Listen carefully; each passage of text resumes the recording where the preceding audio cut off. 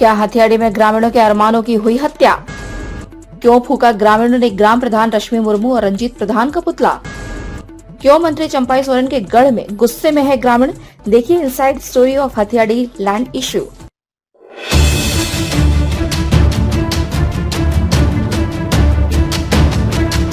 सरायकेला जिले के आदित्यपुर थाना अंतर्गत हथियाडी में जियाडा द्वारा उद्योग लगाने के लिए जमुना ऑटो लिमिटेड को 13.50 एकड़ जमीन आवंटित किया गया है।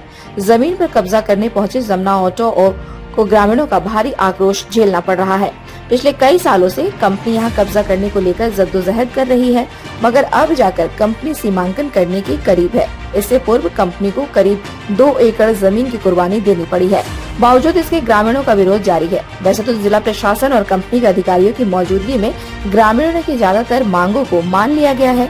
इसके तहत करीब 1.5 एकड़ भूमि में खेल का मैदान विकसित करने, गांव के आसपास CSR के तहत विकास करने, गांव के युवाओं को हाउसकीपिंग के तहत रोजगार मुहैया कराने पर कंपनी सहमत हो गई है और खेल के मैदान को विकसित करने का काम शुरू करा चुकी है। ग्रामीणों के अनुसार किसी भी कंपनी को स्थापित करने से पहले ग्राम सभा की अनुमति अनिवार्य है। प्रशासन जिस ग्राम सभा का दावा कर रही है वो फर्जी है। ग्रामीणों ने बताया कि सभी झामुओं के नेता हैं और मंत्री चंपाई सोरेन के आदेश पर मांझी बाबा और ग्राम प्रधान बने हैं, जो मंत्री के इशारे पर कंपनी को लाभ पहुंचाने के लिए काम कर रहे हैं। शुक्रवार को हथियाडी के सैकड़ों ग्रामीण जुटे और ग्राम सभा कर शंभू मार्डी को मांझी बाबा और रतनलाल महतो को ग्राम प्रधान चुना। साथ ही सदस्य के रूप में स्वप्न महतो, पवित्र महतो, संजय बेसरा, फागू हांसदा, लक्ष्मण सोरेन, रेणुका महतो, सरिता महतो, पिंकी बेसरा, अनीता हेम्ब्रम और विनीता महतो को चुना।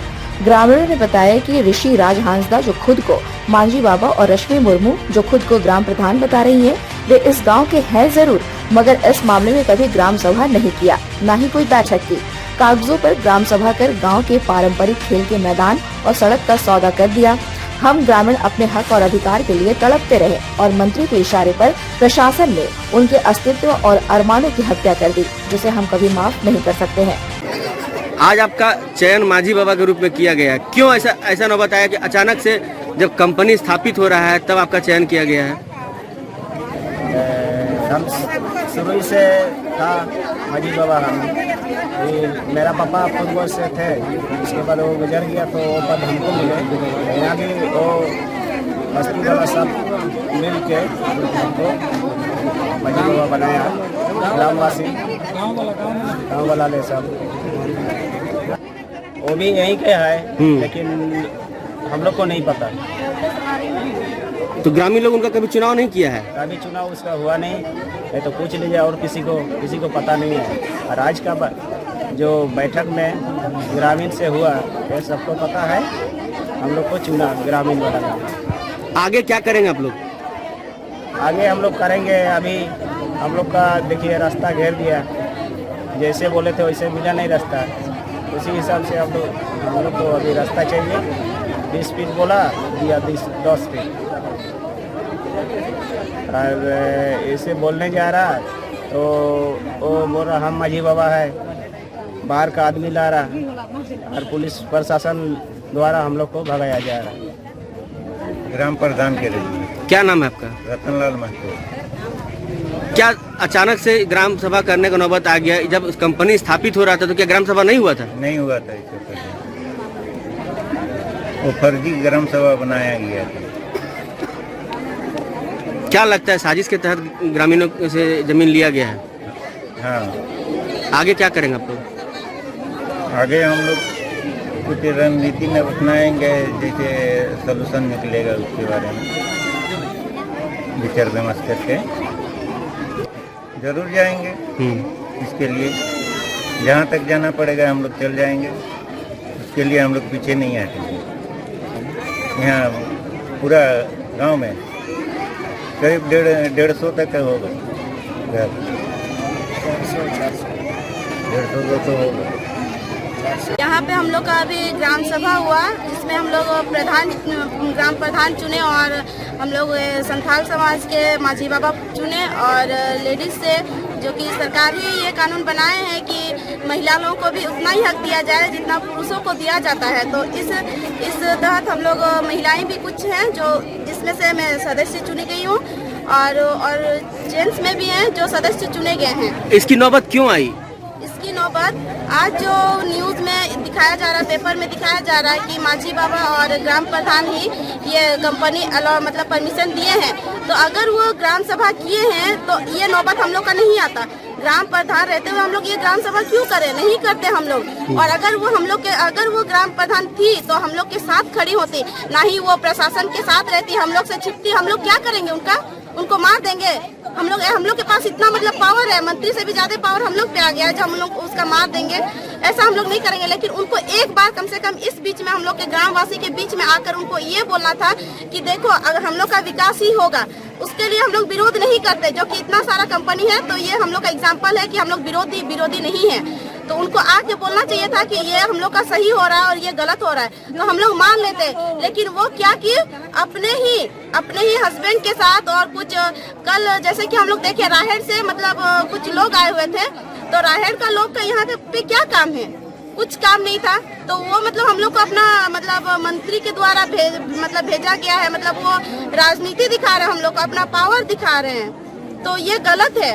यहाँ पे हम लोग ये सब मेरे ग्रामवासी हैं, सब ग्रामवासी हैं यहाँ हथियारी, यहाँ पे जितने भी हैं ग्रामवासी मेरे परिवार हैं, उनको यहाँ तक कुछ भी नहीं पता है कि ग्राम सभा कैसे हुआ, कब हुआ और ये कंपनी मतलब कैसे यहाँ पे आके अपना बाउंड्री कर रहा है। सरकार तो हमेशा यही बोलती है कि अबो दिसम रे अबो अराज, लेकिन यहाँ पे हम लोग आदिवासी मूलवासी अभी हम लोग 5 दिन 6 दिन धरना पे दे दिया, रोड पे आ गए हम लोग की मतलब जिंदगी ऐसे हम लोग का ऐसा बना दिया है सरकार कि मतलब हम लोग कहीं की नहीं रहे।